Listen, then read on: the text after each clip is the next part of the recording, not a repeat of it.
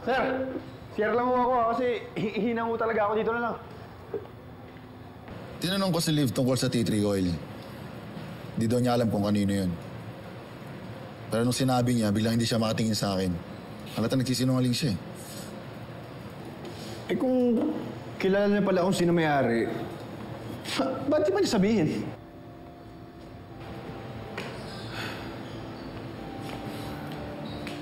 Komplikado ang mga tao, Kirby. Lahat sila gustong protektahan. Ayan, so of course you guys know that I always love to dress up, to feel the part, and to look confident, especially when it comes to recitations. And speaking of super fashionista, here I have my... Hey, are you okay? Mukha ba akong okay, Yana? Why, what happened? Wala. Itong Liv. She went here, tapos kung ano lang pinagbibintang sa akin. Huh? Wait, but... Like what?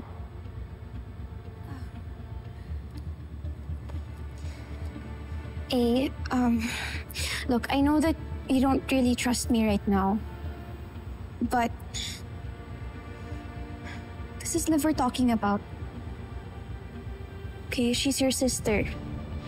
And she's a ride or die, diba? I mean, baka na-misinterpret mo lang yung sinabi niya. Well, Yana, if you believe in her so much, then why don't you go to her? Go live with her. Pagsama-sama nga kayo.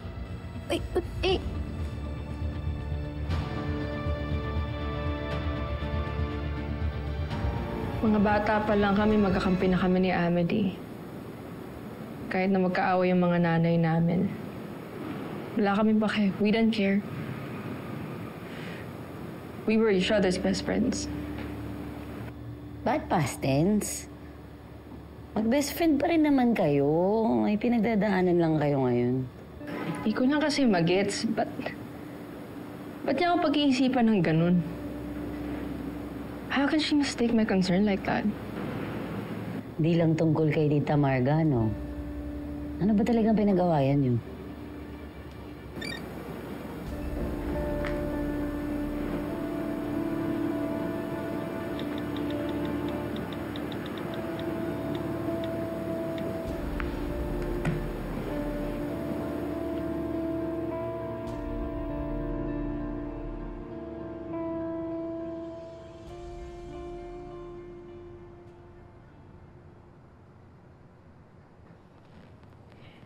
Nak? Okay ba tong pink sky? Sakto lang?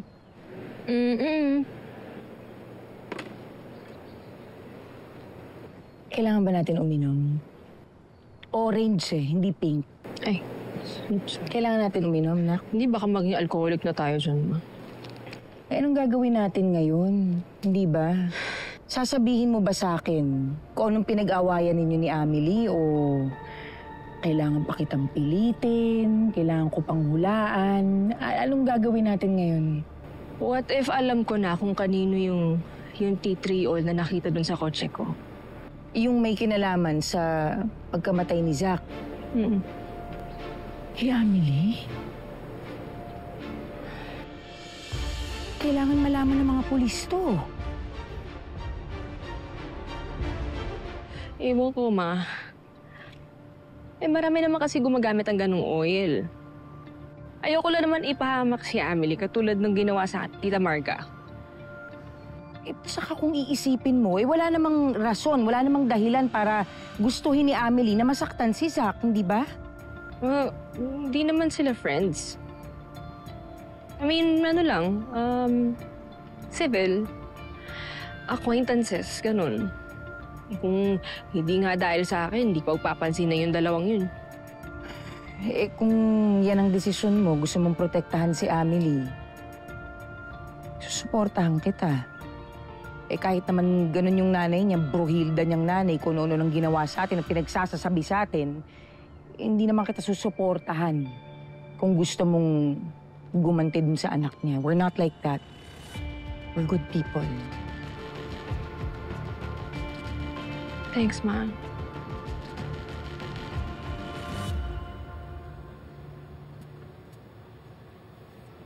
Kanino pa napapansin yung mansyang yun, Kirby eh? Check mo nga. Tignan mo, may sample na din tayo nun.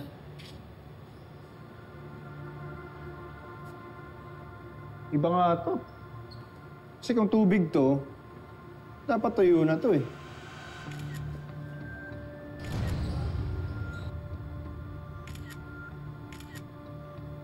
Inspector, can I help you guys? Look. May gusto na sana tanong sa'yo eh. Ikaw na ba yung gumagamit ng office si Zach? Wala eh. Pati ako hindi. Nobody really uses the office kasi medyo creepy nga. Hinahanap kasi namin yung laptop niya eh. Nasa amin naman yung cellphone niya pero hindi pa rin namin makita kung nasaan yung laptop. Alam mo ba kung nasaan? Hindi rin.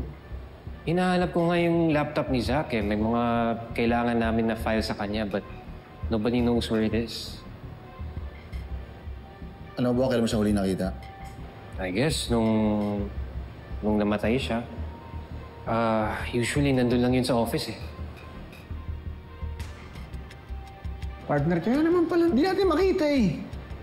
Kasi totoo mawawala. Well, if you have no more questions, I'll just check out the gym. Sige, kukontakin ka na lang namin.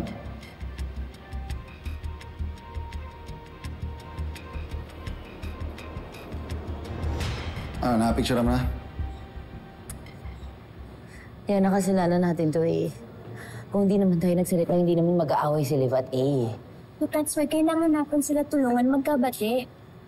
Sugar, okay, look. Alam ko na si Amelie pumayag siya na tanggalin si Liv as her maid of honor sa wedding niya. Kasi, I just know na she will regret it if Liv is not there. And we have to help them make up before the wedding. paano? Alam mo, sa totoo lang, medyo ayoko nang mangilam eh. Yung huling beses na nangilam ako, tinan mo nangyari. Nagkasuguran, di ba? Okay, first of all, I'm sorry. But second, foolproof yung plano ko, Sugar, okay? All you have to do is bake a reconciliation cake. Cake? Ano magagawa ng cake? Nothing puts people in a good mood than throwing a party. So we are going to throw a bridal shower for Abby. Di ba yun yung ano? Yun yung may mga macho dancer? Ano ka ba? Of course not! Kadiri mo ganun. Anong kadiri? May mga kakilala ko.